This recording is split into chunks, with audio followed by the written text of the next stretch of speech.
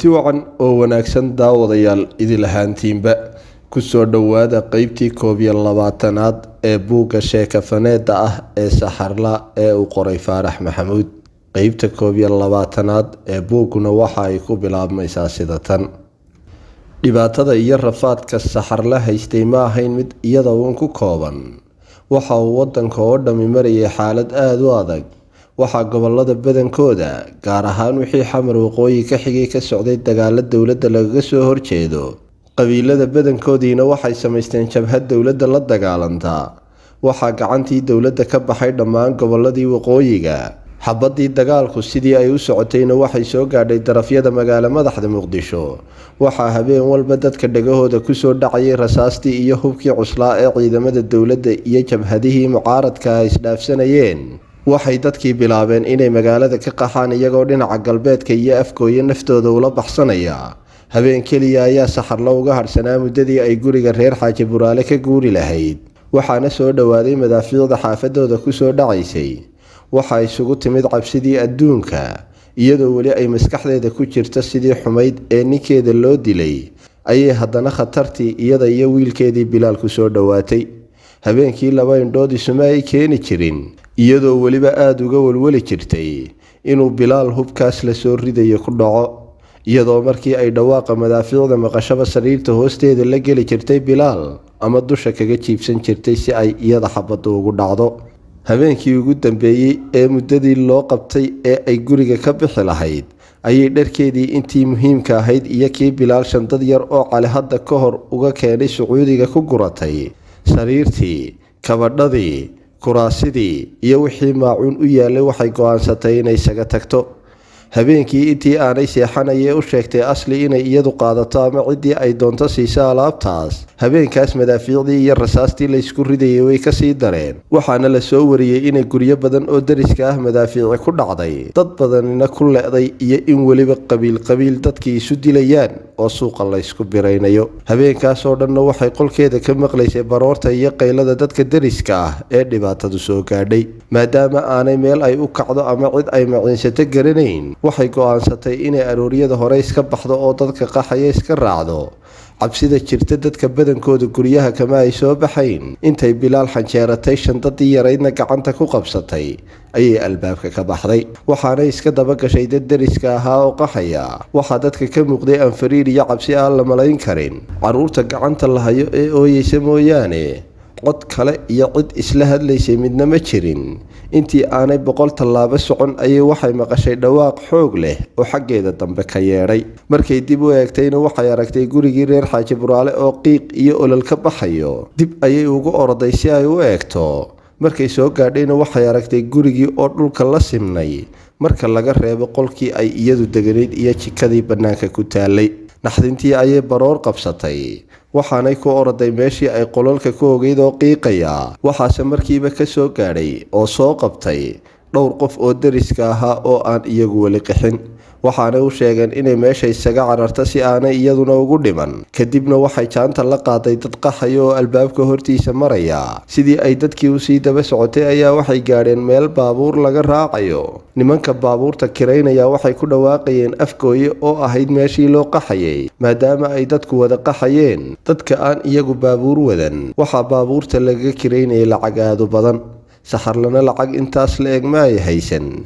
kadibna waxay iska go'aansatay inay iska lugayso oo nasiibkeeda jidka ka qaado. keligeed ma ahayne waxaa jiray dad badan oo ay isku xaalad yihiin oo aan lacag haysan oo lugaynayay. kadibna kuwii ayay iska daba gashay. intaas ay socotay waxay meel walba kula kulmaysay xabad, dhac iyo boob. waxaad moodaysay dadka yaacaya tiradooda in suurtii qiyaamaha la afuufay. waxaa jidkii afkooya tegayay buuxiyey dad iyo baabuur isku xidhmay. dowlad kala celinaysa ama wax kala hagaajinaysa ma jirin. waxaa qof walba u muuqatay in dowladii duntay. waxaa awoodoodii muuqataana waxay u badnaayeen niman jabhad isku sheegaya iyo kuwa aan cidna matelin oo dadka dhacaya.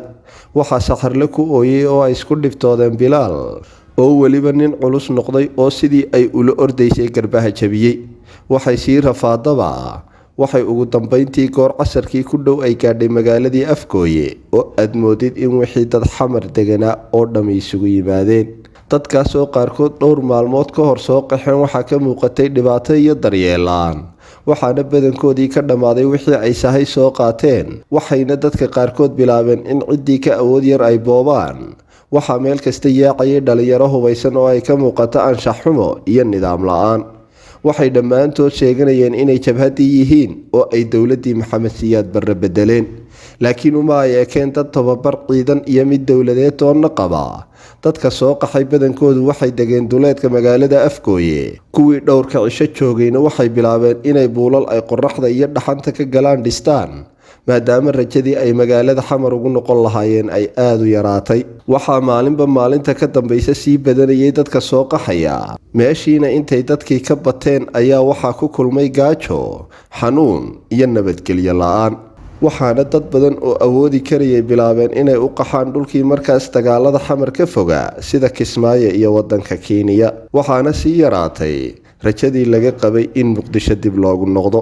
inkasta oo maalin walba xabaddu ka dhacaysay Afgooye iyo agagaarkeeda, waxaa maalmo yar kadib soo gaadhay dagaalkii weynaaye xamar ka socday, waxaana dadkii qaxoontiga ahaa isla dul jiidhay kooxo hubaysan oo is-eryanaya. waxayna dadkii gaadiidka haystay ama kiraysan karayay bilaabeen inay dhinacaas iyo jidkii Kismaayo u baxayay iyo kii Baydhabo u baxayay u kala kacaan. dadkii lugeynayay ee aan gaadiidka haysanina dhinac kasta ayay u yaaceen. waxaana muuqatay in dad badan jihadii ka luntay oo ay xabadii iyo madaafiicdii dhacaysay wareeriyeen. waxay ahayd maalin aan la malayn karin rafaadka iyo dhibaatada dadka ka muuqata. waxaa meel walba daadsanaa meydadaan cidi aasayn. waxaa muuqatay in qaarkood xayawaanku sida eyda iyo bisaduhu dariiqyada ku cunayeen. saxarlo oo ka mid ahay dadkii marba dhinac u cararayay ee gaadiid la-aantu haysay ayaa iyada oo Bilaal xambaarsan waxay u oroday dhinaca jidkii Kismaayo u baxayay. waxay dhex qaaday boqolaal dad ah oo lafahooda la baxsanaya. madaxa ayay mara ka saartay Bilaal si aanu u arkin dhiigga ka daadanayay dhaawaca iyo meydadka jidadka daadsan. waxaa jidka xanibay dad iyo baabuur isdhex yaacaya oo aan cid kala joojisaa jirin. qof walbaaba naftiisa ayuu la baxsanayay, cid la hadlaysa ama u naxaysa ma ay jirin. waxaa jidka hareerihiisa fadhiyay dad socodkii gabay, kuwaasoo u badnaa qaruur, haween iyo dad waaweyn oo dhaqaaqi kari waayey. waxay ahayd maalin aad u kulul oo hanfigu dadka wejiga ka leefayo. waa ay yaraayeen dad sahay iyo biyo kusoo talagalay. dadka badankoodu mar keliya ayuunba yaaceen. markii muddo 2 saacadood ka badan ay roorayeen, dadkii qaxayay way wada daaleen. waxaanay u bateen kuwo jidka laamiga ah ka leexda oo hareerihiisa ama dhirta u dhow fadhiista. waxay saxarli ugu dambeyntii fadhiisatay geed hoostii si ay xoogaa caana iyo biyo ah oo ay Bilaal u siday u siiso.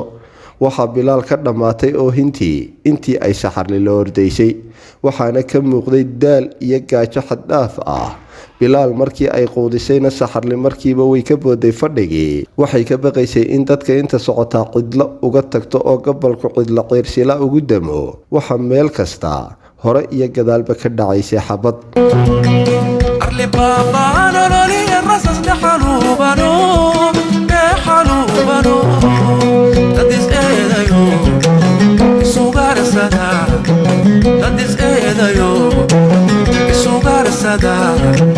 alla iga dhasho kani iibiya heliigu dhow alla iga dhasho kani iibiya heliigu dhow. waxa dagaalamaya iyo cidda ay la dagaalamayaan dadka badankoodu ma aanay garanayn. inkastoo dadka badankoodu aaminsanaayeen in ciidamadii dowladda wixii ka hadhay iyo jabhaddii ay dagaalamayaan, haddana waxaa caddayd in hubkii cid walba gacanta u galay oo tuug iyo diirato kastaaba dadka dhacayeen. goor qorraxdii baalka sii dhigaysa ayay saxarli ku soo baxday baabuur taayir ka qarxay oo jidka dhinaciisa taagan. gaadhiga ayay ku leexatay si ay u barida inay qaadaan dadka wata. waxaa gaadhiga dhinac taagnayd haweenay dheer oo caato ah oo dadka kala amraysay. waxay u sheegaysay nimankii taayirka bedelayay inay ku dhaqsadaan inta aan gabalku sii dumin. saxarle ayaa haweenaydii ku soo dhowaatay oo wejigeeda eegtay.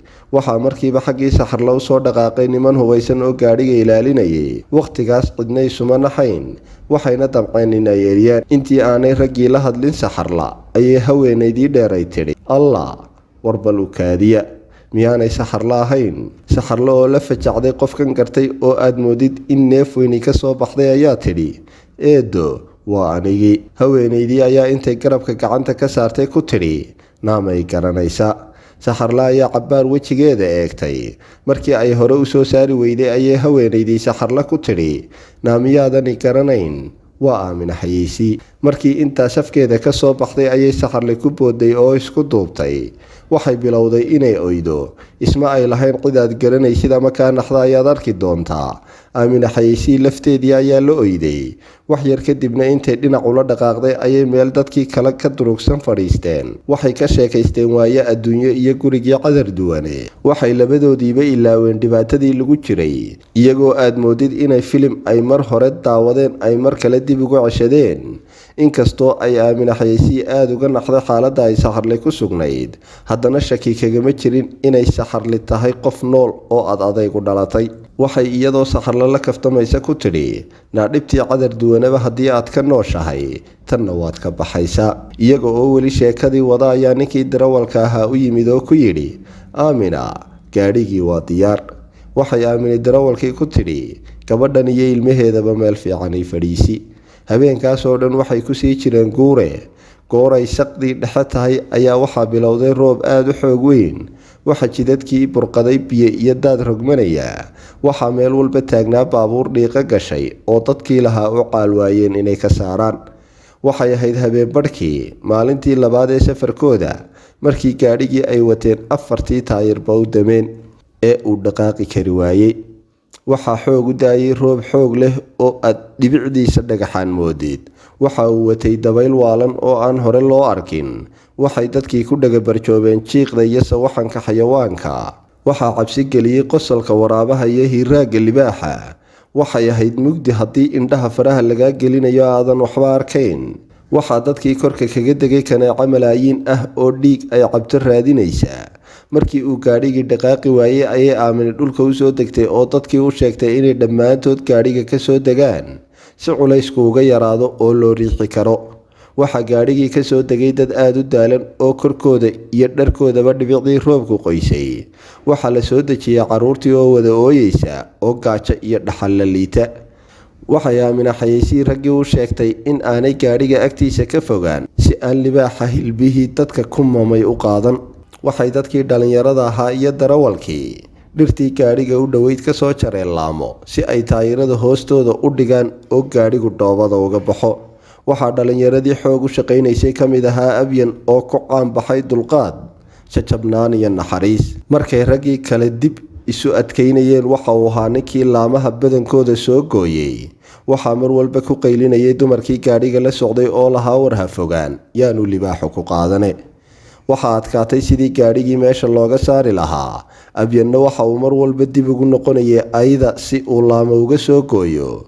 waxaa mar keliya qayla ka yeedhay meeshii Abyan geedaha ka soo jarayay. markiiba waxaa ku orday 2 nin oo qoryo haystay. xabada ayay kor u rideen. markii ay gaadheen meeshii Abyan geedaha ka jarayeyna araggiisii iyo dhawaaqiisii labadiiba way waayeen. waxay tooshkii ay wateen ku ifiyeen meeshii Abyan geedaha ka jarayay. waxay ugu dambayntii arkeen dhiig, kaas oo u xaqiijiyey in ninkii Abyan libaax qaatay. xabadihii ayay dhinac kasta u rideen.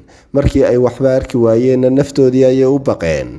kadibna way soo laabteen. waxay ahayd naxdintii iyo niyadjabkii ugu weynaa ee ay la kulmaan dadkan xamar ka soo qaxay. waxa uu Abyan ahaa nin qof kasta qaracan ku riday. waxay dhimashadiisii si gaar ah u taabatay saxarle oo uu mar walba si xad dhaaf ah u caawinayay.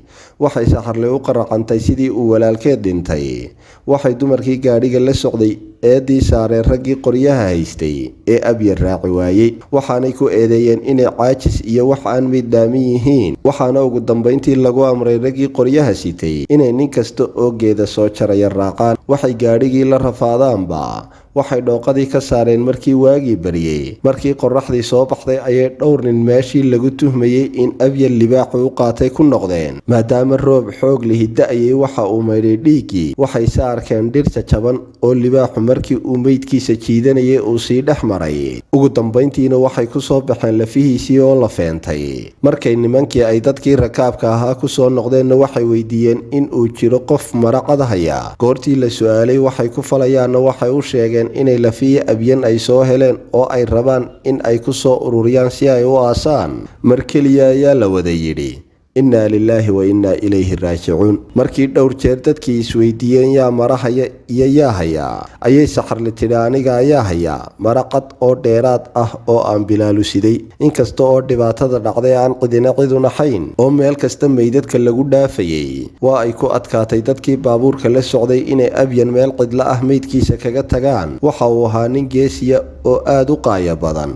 markay ciidda ku rogeenna intay faataxada u akhriyeen ayay waddadii Kismaayo cagta saareen. saxarlo oo ahayd qofkii ugu dambeeyey ee xabaasha kasoo duldhaqaaqa ayaa intay caleen qoyan geed ka soo goysay xabaashii abyan dusha ka saartay. waxay ku qaadatay sidii ay u rafanayeen maalin kale in ay Kismaayo gaadhaan. magaalada Kismaayo waxaa isugu yimid dadkii ugu badnaayee xamar ka soo qaxay. waxaa ka jirtay cabsi aada u badan, waxaana ka jiray nacayb qabyaaladeed oo cidina cid aamini weyday. inkastoo aanay indhahooda ku arag, waxaa loo sheegay in habeen walba dad magaalada lagu laayo iyadoo looga aarsanayo dagaaladii xamar ka dhacay. markii ay magaalada soo galeen waxay Aamina Xayeysi u geysay saxarle iyo bilaal reer ay qaraabo yihiin oo magaalada degan. waxay u sheegtay inay dhowr habeen la joogayaan kadibna ay meel wada raadsan doonaan. magaaladii Kismaayo ahay dadkii xamar ka soo qaxay ayaa ka batay oo waa ay adkayd sida guri kira ah looga helo. muddo usbuuc ka badan kadib ayay guri heleen. guriga waxay kiraysteen bil, maadaama aanay hubin xaalkoodu waxa uu noqon doono. lacagta Aamina Xayeysi haysatayna kama badnayn wax bil ka badan hayn karaa. saxarli iyadu shilin ma ay haysan. waxay iyada iyo bilaalba ku noolaayeen wixii gacanta Aamina Xayeysi ku jiray. magaalada waa ay adkayd sida shaqo looga helo intii aan dowladii dhexe burburin. dad aada u badan ayaa dowladda u shaqayn jiray. markii ay dowladdii burburtayna wax waliba waa ay isku dhex daateen. xafiisyadii dowladda wixii yaalay waa la bililiqaystay. qaarkoodna dadkii soo barakacay ayaa hoy ka dhigtay. Aamina Xayeysi waxay ahayd qof aada u galaangal badan. maalin walba suuqa ayay u dhaadhici jirtay si ay waxay meherad ka dhigato u soo indhaindhayso. waxay maalin la kulantay inay qaraabo fog yihiin oo dekadda shidaal ku iibiya. waxay ka codsatay in uu maalintii dhowr foosta deymiyo oo ay lacagtiisa dib ugu soo celiso markay xoogaa macaashah ka hesho. markii uu ka yeelayna waxay xarun ka dhigatay suuqa shidaalka ee Umbultorio. waxay soo iibsatay tuumbo dheer oo ay foostada batroolka kaga soo nuugto si ay ugu shubto baabuurta ama caagadaha dadka baabuurta lihi ula yimaadaan. Aamini maalmihii ugu horreeyay ee ay shaqada bilowday aad ayay uga xanuunsatay batroolkii ay soo nuugaysay naqaskiisii oo dhuunta ka gelayay darteed. waxay noqotay sidii wax sakhraamay oo kale. Aamina Xayeysi waxay ahayd qof dhaqaale ahaan iska ladan markii ay xamar joogtay. umana ay baran shaqo sidan u adag. iska daa batrool ay soo nuugtee iyada ayaa loo shaqayn jiray. markii ay dagaaladu xamar ka dhaceen, Aamina ninkeedii waxa lagu dilay xamar. waxay wadatay 2 hablood oo ay u baqaysay laga kufsado oo had iyo goor guriga joogi jiray. waxay go'aansatay inay iyadu rafaato intii hablaheeda wax ku dhici lahaayeen. kadib markii ay Aamina dhowr goor xanuunsatay, waxay saxarli u soo jeedisay inay la shaqayso. waxay dareentay in aanay cadaalad ahayn inay Aamina keligeed rafaato. inkasta oo ay markii hore Aamina ka diiday saxarli inay suuqa tagto iyadoo u baqaysa, haddana markii dambe waa ay ka yeeshay baahi ay u qabtay cid caawisa darteed. saxarli waxay u guntatay sidii ay shidaalka u iibin lahayd. bilaalna waxay kaga tegi jirtay cawo iyo qeyblo oo ahaa hablihii ay Aamina dhashay. saxarli weligeed ma ay qaban shaqo noocan ah. sidii Aamina ku dhacdayna mar walba waxay ku xanuunsan jirtay soo noogista batroolka iyadoo dareemi jirtay sidii wax sakhraamay. mar walbana kuma tegi jirtay. waxa ugu darnaa maalmihii ugu horreeyay oo ay hunqaaco ku waalatay. waxay markii dambe iska yaraysay cuntadii ay cuni jirtay si ay caloosheedu u madhnaato marka hunqaacadu qabato. inkastoo ay aada ugu dhibaatootay batroolka, haddana waxay cudud u noqotay Aamina Xayeysi oo abaal weyn ku lahayd. Aamina lafteeduna way ku liibaantay oo ku nasatay kaalmaynta saxarla. waxaa magaalada ku jirtay cabsi aada u weyn oo laga baqayay in jabhaddii USC ay magaalada qabsato. dadkii xamar ka soo qaxayay ee magaalada soo gaadhay waxay mar walba sheegayeen in USC magaalada Kismaayo kaabiga u soo saaran tahay. wixii la saadaalinayay ee ahaa in USC magaalada soo gelayso ayaa aakhirtaankii rumoobay oo waxaa la sheegay inay magaalada aada ugu soo dhow yihiin. waxa magaaladii la hubeeyey nin kasta oo qori qaadi karaa, waxaana meel kasta laga naadinayay in magaalada la difaaco. waxaa aada u sii badatay cabsidii laga qabay in magaalada lagu dhex dagaalamo. waxayna dad badani bilaabeen in ay Kenya u qaxaan intaan dagaalku magaalada soo gaadhin. waxay rag badan oo hubaysan u dareereen jidkii xamar u baxayay si ay magaalada USC uga difaacaan. waxaa markiiba xabadu ka yeedhay tuulada Goobweyn oo qiyaastii u jirta Kismaayo 18 kiiloomitir. waxaa la dareemayay in xabadii soo dhowaanaysa marba marka ka dambaysa oo dhawaaqeedii magaalada laga dareemayo. intii aanay USC magaalada soo gelin, Aamina Xayeysi iyo Saxarle waxay ka tashadeen inay iska joogaan iyo in ay Kenya u qaxaan. Aamina Xayeysi waxay u sheegtay Saxarle in batroolka ay iibinaysa lacag fiican uga soo baxdo oo aanay rabin inay hadda xero qaxoonti gasho. waxaa kale oo ay Saxarle u sheegtay in nolosha xeryaha qaxoontiga laga soo dayriyay oo aan nololi ka jirin. ilaa iyo maalintii ay Kismaayo timid Saxarle, wiilkeeda Bilaal waxa uu ka bixi waayay shuban iyo calool xanuun, xaaladiisuna way kasii daraysay. shilinkii soo galaana waxa uu kaga dhammaaday dhakhtar iyo daawo. sidaas darteed waxay ka baqday in haddii ay Kismaayo sii joogto uu Bilaal halkaas kaga dhinto.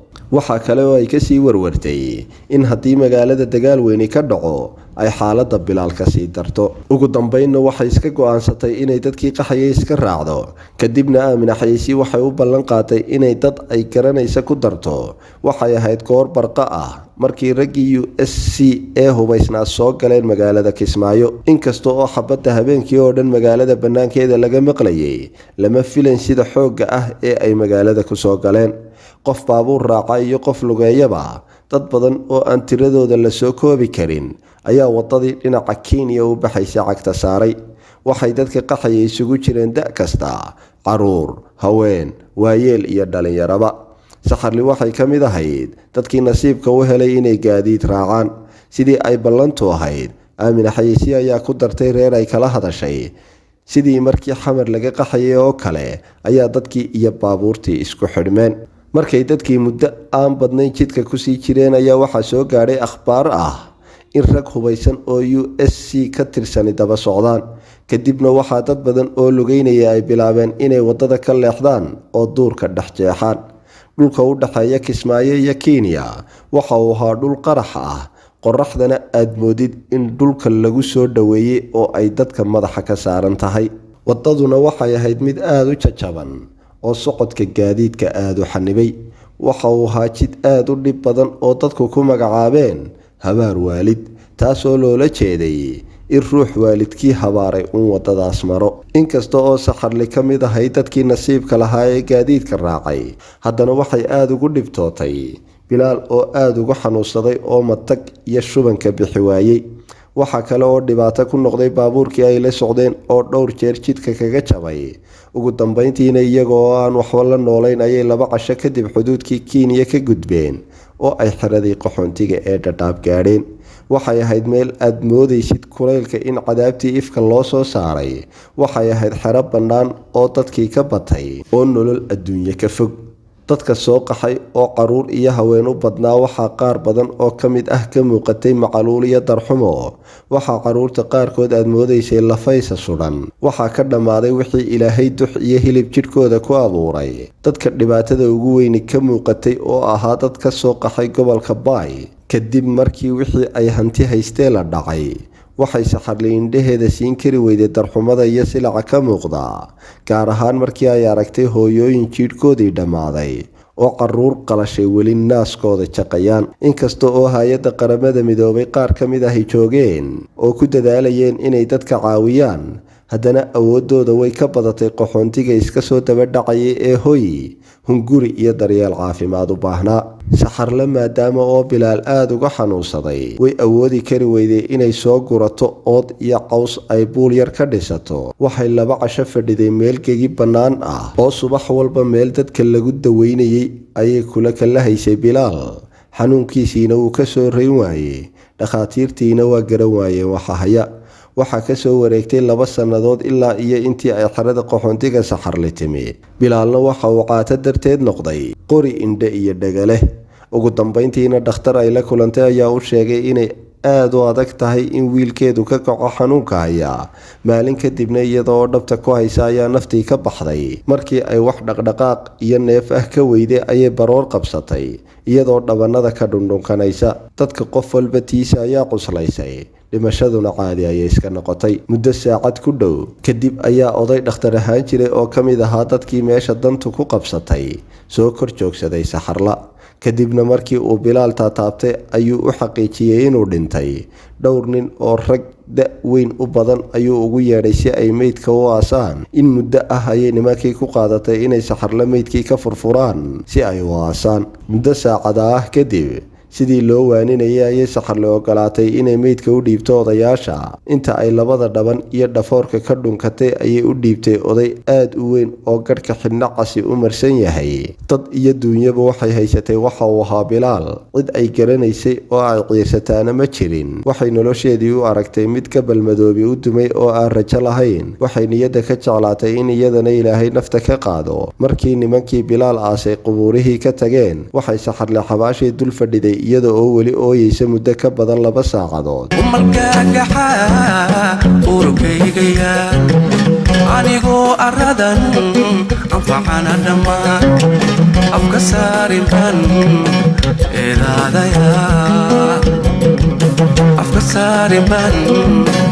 eedaadaya iyadoo weli qabrigii dul fadhida ayaa waxaa meeshii soo maray niman qaramada midoobay ka socda oo xerada qaxoontiga u yimid inay tira koobaan inta qof ee ku dhimatay. Nimankii oo qabrigii Bilaal dhinac maraya ayaa nin dhalinyaro ah oo raggii la socday xaggii Saxarla jaleecay. Kadibna inta uu joogsaday ayuu yidhi, ma Saxarla oo geeda yaryar ku beeraysa hareeraha xabaashii Bilaal oo qalaqalaha ciidii qarisay ayaa intay kor u booday tidhi, alla waa Keenadiid. Intay is ilowday ayay kor ugu booday oo isku duubtay Keenadiid. Mar kale ayaa ilmadii indhaheeda ka qalashay dib dhabanadeeda uga soo hoortay. Waxay ku dhaganayd Keenadiid muddo 10 daqiiqo ku dhow oo ay sii dayn weyday. Waxay dareentay inay heshay qofkii ay naqaska murugada iskaga sii dayn lahayd, ugana miciini lahaa cid iyo ciirsi la'aanta ay ku kaliyeysatay. Nimankii Keenadiid la socday markii ay cabbaar sugayeen laakiin ay arkeen inuu xaalad adag la kulmay ayay intay dhaqaaqeen ku yidhaahdeen, naga dabaymo. Saxarli waxay ahayd qof aad u xishood badan, laakiin waxay ku sugnayd xaalad ay xil iyo xeer bay lowday. Markii ay dareentay inay Keenadiid ku dhagan tahay ayay isku naxday oo markiiba dib uga soo booday. Markii ay sii daysay Keenadiid waxay uga sheekaysay waxa ku dhacay iyo dhibaatada ay soo martay. Nolosha adag ee uu soo maray darteed Keenadiid ma ahayn nin calool jilicsan. Waxa uu naftiisa baray inuu adkaysto oo aan laga dareemin calool jilic iyo oohin marka xumaan lagu sameeyo. Waxay ahayd markii ugu horreysay ee ay Saxarla aragtay Keenadiid oo indhihiisa ilma ka hoorayso. Markii ay qabrigii Bilaal muddo saacad ku dhow dul taagnaayeen ayuu Keenadiid intuu Saxarla garabka qabtay ka dhaqaajiyay xaggii qabriga. Intii ay sii socdeen Saxarli waxay dib u sii jaleecaysay xabaashii Bilaal iyadoo ay ilma indhaheeda ka dareerayso. Intii ay dhexda sii socdeen waxa uu Keenadiid u sheegay Saxarla inuu la socday shaqaalaha qaramada midoobay oo uu hore shaqo uga helay hay'adda qaxoontiga ee deganeed xerada Ifo. Waxa kale oo uu u sheegay in uu dhoof dibadda ah qalqaalsaday oo uu Norway u dhoofayo muddo aan bil ka badnayn. Waxa kale oo uu ku wargeliyay in uu isla galabtaas ku laabanayo Nairobi oo uu ka shaqeeyo. Waxa uu weydiiyay meesha ay degan tahay, waxaana uu sheegtay inay awoodi kari weyday inay hoy fiican dhisato maadaama uu Bilaal aad uga xanuunsanaa. Waxay farta ugu fiiqday geed yar oo dhowr mara dusha ka saaran yihiin, waxaanay ku tidhi, kaas ayaan dhaxanta ka dugsadaa. Isla markiiba waxa uu u geeyey nimankii hay'adda qaxoontiga u shaqaynayay oo ay iskaranayeen, waxaana uu uga qaaday teendho. Waxa uu la dhisay teendhadii, weel ay wax ku karsatana waa uu soo qaaday. Waxaana uu u ballan qaaday inuu sida ugu dhaqsaha badan ugu soo noqon doono. Inkasta oo aanay dareen iyo niyad ay ku seexato hayn, waxay la dalanbaabiday daalkii iyo hurdo la'aantii ku raagtay. 2 buste oo la siiyey ayay midna dhulka dhigatay, kii kalena isku duubtay. Waxay noqotay sidii wax la suuliyey oo kale. Waxayna hurdadii ay fiidkii seexatay ka soo toostay maalintii 2aad galabnimadeedii. Kadib markii ay toosiyeen dumar daris la ahaa oo u maleeyay inay dhimatay. Inkastoo Soomaalidu aad isugu naxariisato, silaca iyo saxariirka Saxarla haystayna qof kasta oo damiir lahaa dareemayay kana xumaaday. Haddana qof kastaba tiisii ayaa cuslaysay. Waxaana jiray iska aamin bax ay dadkii qabiil isu naceen. Waxay ahayd xaalad murugo leh oo dadka ku habsatay. Markii ay dumarkii dariska ee qaxoontiga ahaa Saxarla is waraysteen waxay isweydaarsadeen dhibaatooyinka ay soo mareen, waxaase ay dhammaantood aad uga xumaadeen dhibaatada aan qiyaasta lahayn ee saxarle ku keliyeysatay iyo ehel la-aanta. waxay hadh iyo habeen ku noqnoqonaysay qabrigii Bilaal iyadoo samirkii ku yaraaday. waxay mararka qaarkood dul fadhiyi jirtay saacado iyadoo caleemo qoyan ku beeraysa xabaasha hareeraheeda, isla markaasna waraabinaysa. inkastoo haweenkii ay isbarteen wax badan ku waaniyeen inay samirto, haddana qalbigeeda way ka masaxmi weyday xusuusta adag ee Bilaal ee sida joogtada ah ugu soo noqnoqonaysay. waxaa kale oo ay dhimashada Bilaal soo xasuusisay geeridii aabihii. markii ay ka soo wareegtay 2 usbuuc ilaa iyo maalintii Keenadiid ka tegay Saxarla, ayaa waxa u yimid 2 nin oo hay'adda qaxoontiga u shaqeeya, waxaanay u sheegeen Saxarla in Keenadiid waaye waqti uu ku soo baxo, kadibna uu iyaga ka codsaday inay soo kaxeeyaan. aad iyo aad ayay ugu faraxday, waxaana shandad yar oo ay haysatay ku guratay xoogaa dhar ah oo ay haysatay iyo dharkii Bilaal. waxay subaxdii ay baxaysay isugu yeedhay dumarkii ay deriska ahaayeen, iyadoo uga mahadnaqday sidii kalgacalku ku dheehnaa ee ay u caawiyeen. kadibna waxay ku wareejisay alaabteedii iyo wixii ay ka tagtay iyo teendhadii. haweeney da-weyn oo ka mid ahayd dadkii u yimid si ay u nabadgeliyeeyaan ayaa waxay aragtay Saxarle oo shandadeedii dharkii Bilaal ku guratay. kadibna waxay ku tidhi, eedo, Bilaal kuu soo noqon maayee, maad dharkiisa sadaqadu bixisid. intii aanay Saxarle u jawaabin ayaa islaan kale oo dhinac taagnayd ugu jawaabtay, naa iska daa, ha ku xasuusato wiilkeedee. kadibna intay dharkii Bilaal shandadii dib uga soo gurtay ayay haweeneydii da-da weyneyd u dhiibtay oo ku tidhi, eedo, adigu sadaqo igu bixi. markay dharkii ay islaantu ka qaaday ayay shaadh iyo surwaal dib ugu celisay Saxarla oo ay ku tidhi, labadan ku xasuuso. kadibna intay dhabanada ka dhundhunkadeen haweenkii soo booqday ayay duco kusii sagootiyeen. qaxootiga xeryaha jooga looma ogolayn inay u gudbaan Nairobi ama magaalooyinka waaweyn fasax la-aan. sidaas darteed waxay nimankii Saxarle u yimid u keeneen warqad u ogolaanaysa inay Nairobi dhakhtar u tegayso. waxaa kale oo ay haysatay warqad looga sameeyey xerada qaxoontiga oo caddaynaysa inay qaxoonti tahay. intii ay dhexda sii socdeen, dhowr jeer ayaa jidka askari ku joojisay si ay u xaqiijiyaan ujeedada safarkeeda. waxay Nairobi soo galeen wax yar ka hor salaadii maqribka. ugu dambeyntiina waxay gaadheen Islii oo ah xaafadda Soomaalidu ugu badan tahay magaalada Nairobi, halkaas oo ay kula kulmeen Keenadiid oo sugayay. Islii waxay ahayd meel dadkii ka batay, intooda badanina Soomaali yihiin. siday dadku isku dhex yaacayaan waxaad moodaysaa xeradii qaxoontiga ee ay Saxarle ka timid. dadka isdhex socdaa waxay isugu jireen kuwo guryahooda u caraabaya, kuwo wax iibinaya, iyo kuwo meherad la-aan suuqa marba dhinac u dhex socda. xamarna ku dhehoo weligeed ma ay arag Saxarle meel ka dad iyo saxmad badan. habeenkaasi ay u nasato waxa uu Keenadiid geeyey hoteel, halkaasoo ay deganay 3 habeen. kadibna waxa uu geeyey hablo uu garanayay si ay ula degto, isaguna kirada qaybteeda ka bixiyo. gabdhaha uu Keenadiid la dejiyey Saxarle waxay ahaayeen kuwa xaaladeeda oo kale ku sugan oo qaxoonti ah, waxaanay dhammaantood rajo ka lahaayeen inay dibadaha u dhoofaan. kulligood Saxarle ayay isku daadhawaayeen. amran waxay ahayd dadkii xamar ka soo qaxay, jihaan waxay ka timid Baraawe, iyo Farxiya oo Kismaayo ka timid. habeenkii ugu horreeyey ee ay Saxarle hablaha la degtay, sheeko badan isma ay weydaarsan. aad ayay u daalanayd oo markiiba way iska gadaati dhacday. waxaase sheekadoodii furfurantay habeenkii labaad oo ay mid waliba lurkii iyo leeleelkii ay soo martay wax ka taabatay. inkastoo ay waayihii iyo dhibaatooyinkii ay soo mareen isla wadaageen, haddana mid kastaaba waaye ka warankeedu waxa uu ahaa dulkaxaadiis oo kuma ay talax tegin, iyaga oo gaar ahaan yamxeerinayay xusuusihii ba'naa ee ay soo mareen. waxay gaar ahaan Saxarla hablihii kale uga digeen inaanay jihaan su'aalo badan oo nolosheeda ku saabsan weydiin. markii ay Farxiyo si sir ah ula hadashay Saxarle, waxay u sheegtay in jihaan reerkoodii badankooda lagu laayay magaalada Baraawe, iyadana si xun loo kufsaday. waxay jihaan u muuqatay qof aada u murugaysan, hadalkeeduna yaryahay. lahjada ay ku hadli jirtay oo af Baraawe ahaydna waxay inta badan xayiri jirtay isfahanka iyada iyo hablaha kale. waxaase ay ahayd qof qiime iyo naxariis u dhalatay. inkasta oo afku xanibayay, habluhu way wada jeclaadeen. intii ay saxarle la deganayd hablihii Kennedy u geeyey maalin walba wuu iman jiray, inkasta oo uu aad mashquul u ahaa oo aanu waqti badan u heli jirin. Markasta oo uu fursad u helaba bannaanka ayuu saari jiray, waxaana ay ka sheekaysan jireen waayihii iyo dhibaatadii walaalaysay ee ay soo wada mareen.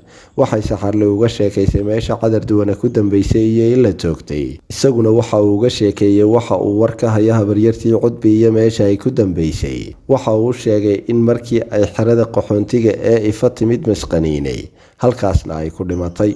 Waxa kale oo uu u sheegay in ninkeedii iyo wiilkii carruurta ugu weynaa ay dagaaladii Xamar ku dhinteen, carruurta intoodii kalena ay xerada qaxoontiga ee Ifa joogaan, marka laga reebo Dabeeco oo iyadu mar hore Yurub gashay. Inkasta oo aanu qofna silaca iyo dhimashada waalidkiis ku farxayn, haddana Cadar iyo Cudbi waxa ay soo mariyeen saxarle iyo Kennedy darteed, kumana ay farxin kumana ay nixin waxa ku dhacay. Waxaa soo dhowaaday waqtigii uu Kennedy dhoofi lahaa, waxaana uu mar kale saxarle kula dardaarmay inay niyadda ku haysay inuu dhoofin doono, waxaana uu u ballan qaaday inay isguursan doonaan, isagoo ku adkeeyey inaanu marna ilaawi doonin waayihii adkaa iyo kalgacalkii ay isla soo mareen yaraantoodii. Waxay ahayd maalin Arbaco ah, salaadii maqrib kadib, markii Kennedy iyo saaxiibadii oo 2 tagsi wataa soo joogsadeen albaabka gurigii saxarle iyo hablaha kala deganaayeen. 2 tagsi mid ka mid ah waxa uu soo kireeyay in saxarle iyo hablaha kala raacaan, kadibna waxay u dhaqaajiyeen jidkii u kacayay Jomo Kenyatta International Airport. Intii ay dhexda ku sii jireen, hablihii ay asxaabta ahaayeen waxay muujinayeen farxad iyo rajo weyn oo ay ka qabeen in saxarle ka daba tegi doonto Kennedy muddo aan fogeyn. Hase ahaatee, saxarle iyada farxad weyni kama ay muuqan, inkasta oo ay ku faraxsanayd in Kennedy dhoofo oo lafihiisa wax u qabsado, haddana jacayl dheeraad ah oo ay u qabtay ma jirin, maadaama ay muddo aad u dheer nolol kala fog ku noolaayeen. Waxa kale oo ay aad uga warwar qabtay in marka uu dhoofo warba laga waayo, waayo waxaa jiray rag badan oo markii ay qurbaha u dhoofeen ku wacdi furay hablihii ay ballanta u qaadeen. Waxa kale oo mar walba saxarle maskaxdeeda ku jirtay wacadfurkii Kennedy markii cali abuur lagu qasbayay. Markii ay garoonka diyaaradaha gaadheen, waxaa Kennedy loo sheegay inuu habsan yahay si degdeg ahna gudaha ugu galo si uu diyaaradda uga gaadho. Markii uu hablihii kale iyo saaxiibadiis nabadgelya ku yidhi ayuu saxarle gaar ula baxay isagoo dardaarankiisii hore sii adkaynaya iyo inuu dhoofin doono. Kadibna iyada oo fakaraysa oo hoos eegaysa ayaa inta uu habsiiyey dhabanka ka dhunkaday. Intay naxday oo afka gacanta saartay ayaa xaggii hablihii la socday eegtay, isagiina inta uu qoslay oo shandadiisii jiitay ayuu ku yidhi, saxarle maca salaama. Intii ay dhexda sii socdeen, hablihii saxarle la deganaa waxa ay kula kaftameen sababta aanay u faraxsanayn maadaama oo uu ninkii guursan lahaa dhoofayo. Saxarle oo aan ahayn dadka hadalka badan, laakiin mararka qaarkood kaftanta ayaa ugu jawaabtay, qalbiga ayaan ka faraxsanahay. Markii Kennedy uu tegay Norway, noloshu aad ayay ugu adkaatay. Waxay noqotay inuu barto luqad cusub, dhaqan cusub, iyo in uu la qabsado qabow, baraf iyo dabeecad cusub. Markii uu Norway tegay, Soomaalidii qaxoontiga ahayd ee uu ugu tegay waxay u deganaayeen ama isugu xidhnaayeen qabiil, sidaas darteed waxa uu la degay niman ay isku reer ahaayeen. 3 bilood ee ugu horreeyay ayuu Kennedy bil walba $50 u soo diray saxarle. Bishii afraadna warkiisa iyo waxtarkiisaba waa la waayay. Inkasta oo uu dhowr jeer telefoon kula hadlay saxarle bilihii ugu horreeyay ee uu Norway tegay, isagu telefoon ay kala xidhiidha ma uu siin. Waxaana saxarle ku dhacay warwar iyo walbahaar aad u weyn, hadh iyo habeenba hurdo la'aan indhaha isuma keenin. Kabihii ayaa ka dhammaaday sidii ay warkiisa u raadinaysay, si ay ula hadasho dadkii Norway u dhoofay ee ay garanaysay. Waxay aad uga warwarsanayd in wax ku dhaceen, waayo marna cindiga ma ay gelin in Kennedy oo nooli la soo hadli waayo. Inkastoo ay dhowr jeer xan ku maqashay in uu gabadh u turjumi jirtay markii uu Norway tegay guursaday, haddana marna maskaxdeeda kama ay dhaadhicin, waayo waxa ay ku kalsoonayd kalgacalka ay isu hayeen iyo taariikhdii adkayd ee ay isla soo mareen yaraantoodii. 8 bilood kadib ayay gabadh ay Kennedy qaraabo ahaayeen oo ay Nairobi isku barteen saxarle ay u xaqiijisay in guurka la sheegayay ee Kennedy uu dhab yahay oo uu guursaday gabadhii u turjumi jirtay. waxa kale oo ay u sheegtay in gabadha uu guursaday magaceeda la yidhaahdo Malyuun Cawaale oo ay xamar isku xaafad deganaan jireen. Saxarla oo magacii ka shakiday ayaa weydiisay gabadhii u warramaysay Malyuun Cawaale ah. Gabadhii ayaa ugu jawaabtay haa, duq dhib badnayd oo cadar duwane la dhihi jiray ayaa dhashay. Markii Saxarla warkaas naxdinta lahaa loo xaqiijiyay, cir iyo dhul meel ay joogto ayay garan weyday. Dhulkii ayaa la wareegay, kadibna intay dhulka xoog ugu dhacday ayay suuxday. Waxay ahayd meesha ay ku dhacday bartamaha suuqa Islii. Waxaa markiiba ku soo ururay dadkii suuqa isdhaafayay. Gabadhii warka u sheegtay iyo 2 hablood oo la socdayna waxaa ku dhacay naxdin iyo argagax. Waxaana markiiba eedii dusha laga saaray gabadhii Saxarla warka u sheegtay. Inkasta oo makhaayado u dhowaa meeshii ay ku dhacday dad joogay biyo kula soo carareen oo dusha kaga shubeen, haddana waxba waa ay ka tari waayeen biyihii in ay miirkeedii u soo celiyaan. Kadibna waxaa dhakhtarka ula cararay nin baabuur watay oo ay gabdhihii baryeen, waxaana la geeyey oo la jiifiyey dhakhtarka Kenyatta.